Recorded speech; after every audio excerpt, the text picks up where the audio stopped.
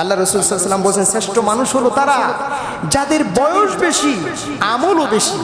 যাদের বয়স বেশি আমলের কোয়ান্টিটি আর সংখ্যাটাও বেশি, এই মানুষগুলো হলো শ্রেষ্ঠ মানুষ। সুবহানাল্লাহ।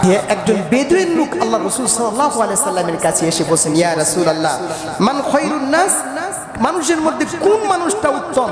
আল্লাহ নবী বলেন, মান তাওয়ালা উমরুহু, যার হায়াত বেশি, ও হাসুনা আমালুহু, এবং তার আমলটাও সুন্দর বেশি। এই হাদিসটি পাবেন তিরমিজিতে 2329 নম্বর হাদিস।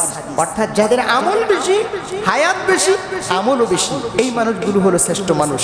সম্মানিত উপস্থিতি, এবার আপনি একটু চিন্তা করেন তো, আপনার যে বয়স, যার যার বয়সটা একটু হিসাব করবেন একটু, যে আপনার বয়স যতটুকু বেড়েছে আমল কতটুকু সুন্দর হয়েছে।